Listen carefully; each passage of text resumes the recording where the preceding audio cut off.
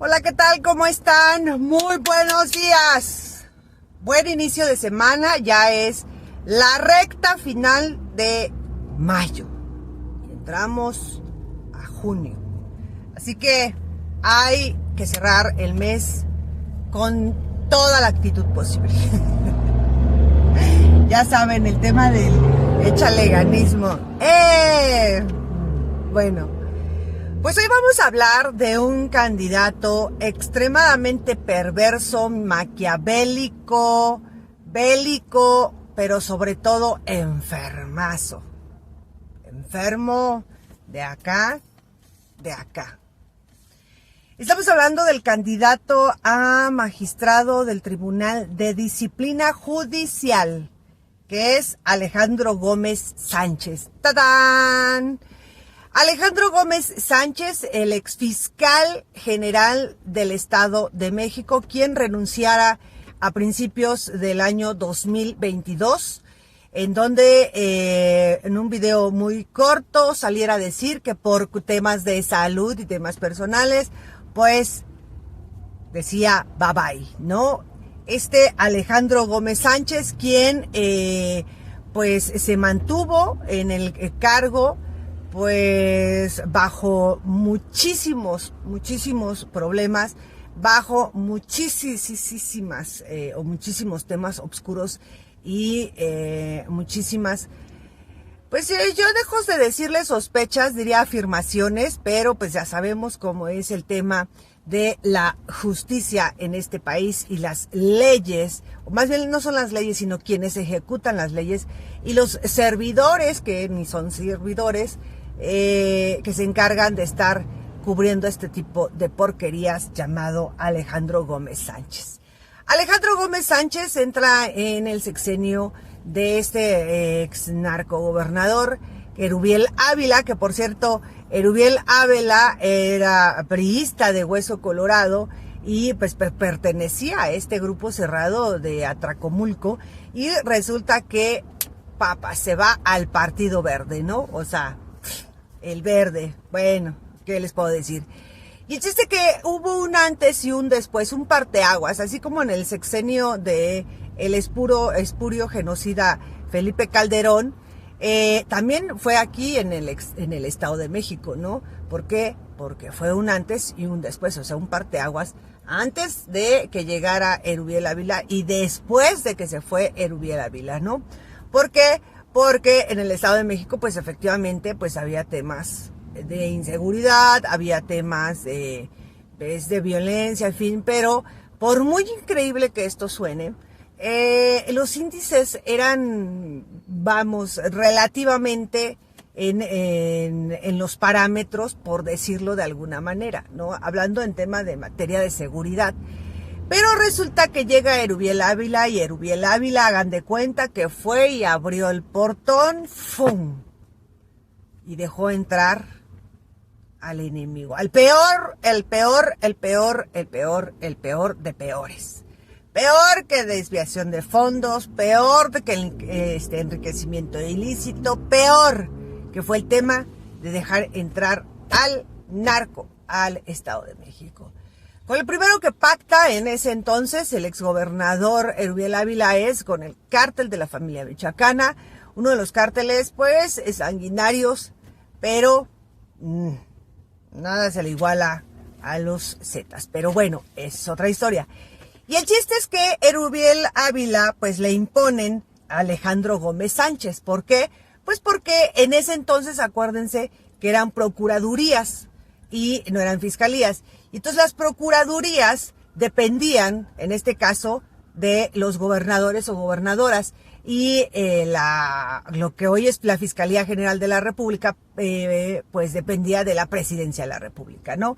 Hasta que en el 2014, Enrique Peña Nieto resulta que con sus famosas reformas estructurales, pues mete este tema de declarar o darles la independencia a las fiscalías, tanto la que dependía de la Presidencia de la República como de las fiscalías, porque bajo el contexto y el pretexto de que así se iba a terminar la corrupción. Están peor que nunca las hoy fiscalías, antes procuradurías. Bueno, pues entonces Alejandro Gómez resulta que él entra y se lo impone el que era el consejero pues del el entonces presidente Enrique Peña Nieto, que este personajazo también, un perverso, el exconsejero presidencial, el exconsejero jurídico presidencial de Enrique Peña Nieto, quien, pues bueno, también le debemos muchísimas cosas, pero después vamos a hablar de esta lacra, escudado como consejero jurídico de presidencia. Bueno, pues él es quien lo impone, y resulta que a los pocos meses de que entra Alejandro Gómez Sánchez como procurador entonces en el Estado de México, pues se registra estos hechos terribles de un grupo de militares, y se vive el tema tan deleznable y consignable que es el tema de Tlatlaya. El tema de Tlatlaya no respiró justicia, por decirlo de alguna manera, hasta el sexenio del presidente Andrés Manuel López Obrador, pero porque él da la orden de que se reabriera el caso. Pero entre este exfiscal general del Estado de México y los militares, pues cerraron el caso de Tlatlaya, así desapareciendo pruebas, etcétera. Bueno, el caso de Tlatlaya, rapidísimamente, resulta que como ya se había pactado con el cártel de la familia michoacana, entonces pues empezaron a operar, y resulta que empiezan con el tema del reclutamiento forzado. Imagínense, ya desde la época del PRI se hablaba del reclutamiento forzado, pero era algo a voces, ¿no? Y entonces resulta que tenían a más de 30 personas privadas de su libertad, donde las obligaban a trabajar para un grupo delictivo, para este grupo delictivo, y las tenían en una bodega. En la madrugada estaban haciendo pues lo que se llama en términos militares, que es el reconocimiento de la zona. Un grupo de militares, uno de ellos se da cuenta que había una camioneta en esta aparente bodega, y también se da cuenta que hay gente en esta bodega. Le informa a su superior, el que iba en ese entonces al frente de este grupo de militares, y pues así nomás de barbas deciden abrir fuego. Y pues bueno, pues obviamente eran personas privadas de la libertad. Entre ellos había 3 mujeres, ¿no? Estas 3 mujeres pues estaban privadas de la libertad. Una de ellas pues una madre de familia que precisamente había ido por su hija, quien les encontraba privada de la libertad, ¿no? En total eran 25 jóvenes, 20 pues mayores de edad, 2 menores de edad y 3 mujeres, quienes pues fueron las que al final del día sobrevivieron. Pero pues fueron estas 3 mujeres víctimas de tortura, de violencia. Y pues los que participaron en el tema de la tortura y de las múltiples a estas 3 mujeres fueron elementos de la entonces Procuraduría, desde MPs, desde policías integrantes de investigación de la Fiscalía o de entonces Procuraduría, y desde también lo que eran elementos, fíjense nada más, ¿no? Elementos forenses de la entonces Procuraduría. Bueno, ¿qué hicieron? A testimonio de las 3 sobrevivientes, pues lo que hicieron es que mantuvieron la versión que había sido un enfrentamiento y pues que todos eran delincuentes. Y entonces salen y dicen, no, pues que habían abatido una célula de un grupo delictivo. Al paso de las semanas, resulta que un diario internacional de mucho peso saca la verdad a la luz por el testimonio de una de las sobrevivientes, y entonces saca a la luz este diario internacional que había sido ejecuciones por parte de elementos del ejército, y que ellas habían sido víctimas de tortura y de violaciones multitudinarias, ¿no? Y entonces, pues es cuando se enfrenta este ex fiscal Alejandro Gómez Sánchez a lo que es el tema de fabricación de delitos, que hoy es el pan nuestro de cada día en la Fiscalía General del Estado de México. Bueno, y pues de ahí sale la verdad a la luz, en donde pues lo que habían hecho era torturarlos y posteriormente, a pesar de que ya sabían los militares y elementos de la Procuraduría, o entonces Procuraduría, de que estaban privados de la libertad y que incluso en su mayoría contaban con reporte de desaparecidos, los ejecutaron, los formaron en fila y los ejecutaron. Y posteriormente modificaron la escena del crimen para que pareciera que había sido un enfrentamiento, pero resulta que ninguno de los ejecutados contaba ni siquiera con rastros de pólvora. Y bueno, ya sabíamos cómo era el tema de el PRI, ¿no? Y de cómo se manejaba el ejército en ese entonces. Y pues por si fuera poco, pues al frente estaba el general Cienfuegos, ¿no? El secretario de la Defensa. Bueno, que eso es también otra historia, pero resulta que entonces Alejandro Gómez Sánchez pues empieza un tema de una fabricación de delitos y pues por decirlo de alguna manera pues una verdad histórica, ¿no? En el Estado de México con el caso Tlatlaya. Bueno, posteriormente eso es un tema. El otro tema resulta que antes de que llegara Alejandro Gómez Sánchez al frente de la Fiscalía del Estado de México, resulta que las cifras no estaban en una manera que tú dijeras, esto es preocupante. Llega Alejandro Gómez Sánchez y resulta que empieza en aumento el tema de los feminicidios. Comienza el tema de las desapariciones de niñas, niños y adolescentes, al grado de que el Estado de México, al frente de Alejandro Gómez Sánchez en la Fiscalía General del Estado de México, ocupó el 5% de las desapariciones en niños, niñas y adolescentes a nivel nacional. Que una asociación muy seria, se llama Red, que se encarga del tema precisamente de las desapariciones de niños o niñas, de menores de edad.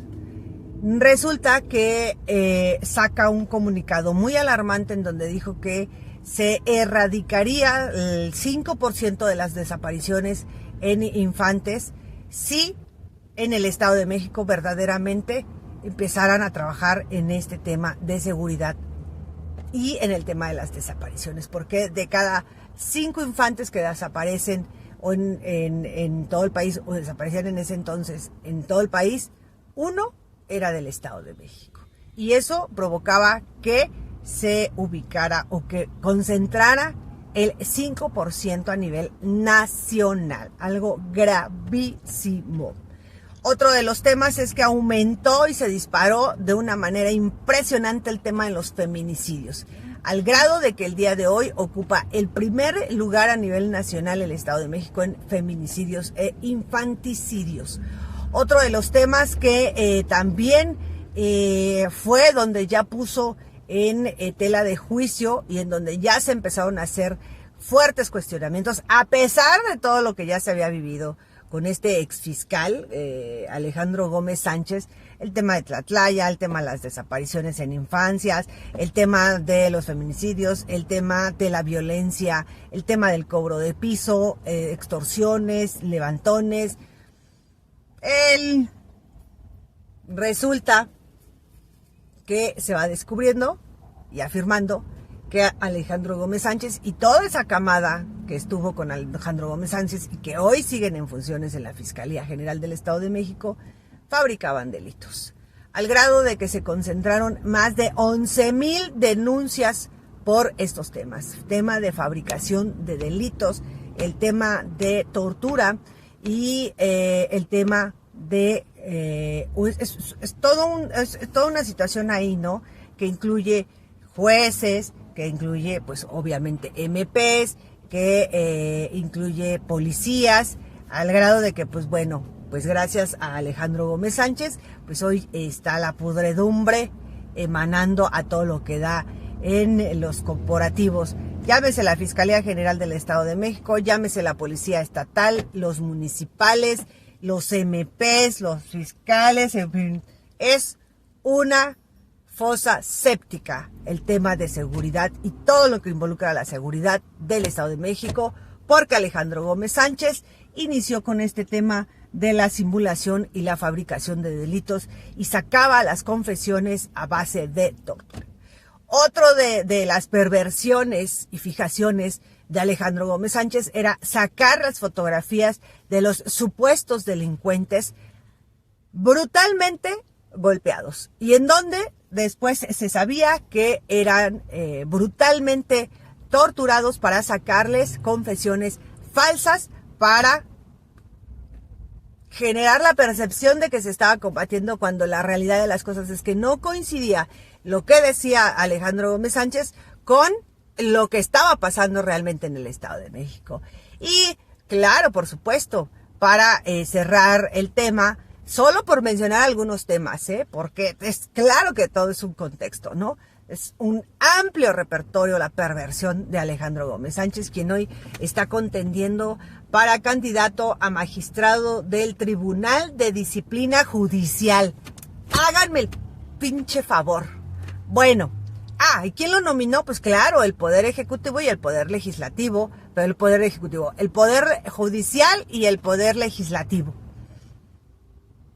Bola de sátrapas corruptos, asquerosos. Bueno, entonces resulta que viene lo más fuerte. En una conferencia del 2020 en materia de seguridad, en una mañanera conocida así ya, del sexenio del presidente Andrés Manuel López Obrador, el entonces secretario de la Defensa, Luis Crescencio Sandoval, sale a dar la información en donde afirmaba y sellaba y reafirmaba la complicidad de la Fiscalía y elementos de la Fiscalía General del Estado de México, empezando por el entonces fiscal Alejandro Gómez Sánchez, con ya 4 grupos delictivos que habían dejado entrar a el Estado de México, que era el cártel de la familia michoacana, el cártel Jalisco Nueva Generación, los Caballeros Templarios y, el cártel de los Caballeros Templarios y el cártel de Guerreros Unidos, en donde en esa mañanera del 2020, en materia de seguridad, el entonces secretario de la Defensa, Luis Crescencio Sandoval, dijo, lo que hemos estado investigando, pues está arrojando que todo indica que se han unido estos 4 grupos delictivos para, pues de plano, quedarse con el Estado. Y reventó. Y lo que derramó el vaso, así que la gota ya de la jarrota con agua llena, fue el tema de Octavio Caña, en donde lo que querían hacer era fabricación de delito, ¿no? Ya los escoltas de Octavio Caña, reconocidísimo actor de este programa de la familia Peluche, pues resulta, de la familia Peluche, de Vecinos, resulta que a sus guardaespaldas los someten a fuertes torturas. Lo que no contaba el fiscal es que iba a haber una gran indignación.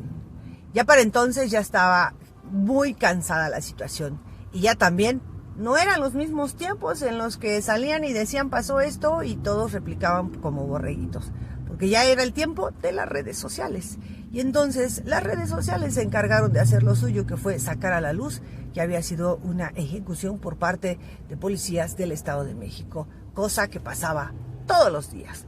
Y pues bueno, resulta que también no contaba este exfiscal con que el padre de Octavio Caña pues iba a ser una persona muy combatiente y muy frontal. Y así como lo dijo en una entrevista, el papá de Octavio Caña dijo, conmigo se chingaron y se toparon con pared, ya hasta donde tope. Y sí, efectivamente, fue hasta donde topó. Pero, por si no fuera poco, resulta que se viene el tema, pues obviamente, ¿no? Cuando te vendes a un grupo delictivo, quien guste ni manden, pero cuando tú ya te vendes como autoridad con un grupo delictivo y dejas de cumplir a este grupo delictivo, pues obviamente que va a haber consecuencias. Y resulta que empieza el tema de de las emboscadas a elementos de la Fiscalía General del Estado de México, así como también a elementos estatales y municipales del Estado de México.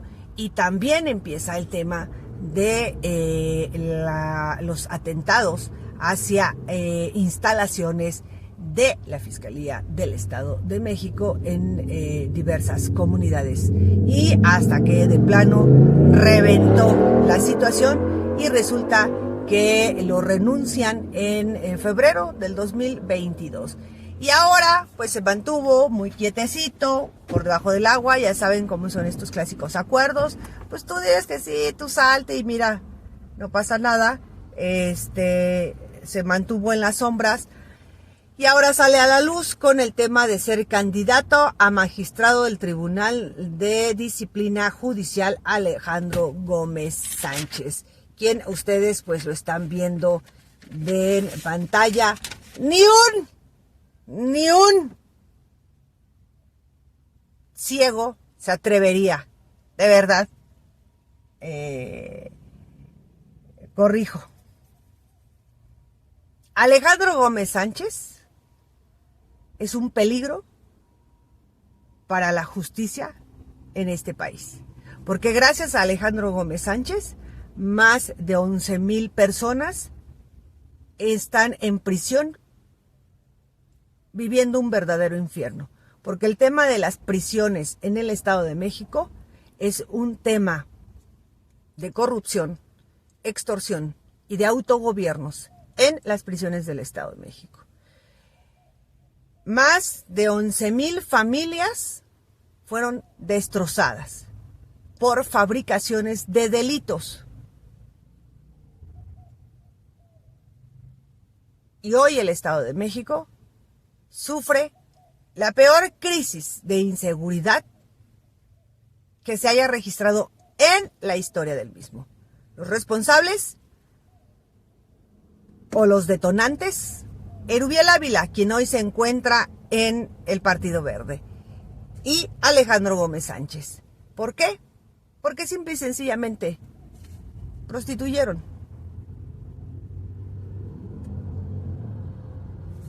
El tema de seguridad del Estado de México. Que tengan un excelente día, tarde, noche o madrugada. Nos vemos más tarde con otro video. Hoy les vamos a hablar de una juez que estuvo y que sigue sometida a investigación. Pero como todo en este mundo y como en este tema del Poder Judicial, pues resulta que un día dijeron: ah, caray, se nos perdieron las carpetas. Y hoy está contendiendo para juez. ¿Cómo ven? Una de las jueces, ahora vamos a irnos al estado de Jalisco. Una de las jueces que está contendiendo y que encabeza una red de jueces, o sea, de juezas para ser más específica, y claro, por supuesto, de jueces, pero son más las juezas que están metidas en esta red, en el tema de la violencia vicaria. Informó para ustedes la periodista María Luisa Estrada del medio de comunicación La Grillotina Política. Acuérdense compartir este video, acuérdense para que más gente esté informada, y recuerden que un pueblo informado jamás volverá a ser subyugado, y hasta que la dignidad se nos haga costumbre. Aprendamos, desayunemos dignidad, almorcemos dignidad, comamos dignidad y cenemos dignidad, porque eso nos urge a los mexicanos, a la voz de ya. Que tengan un excelente día. Besos.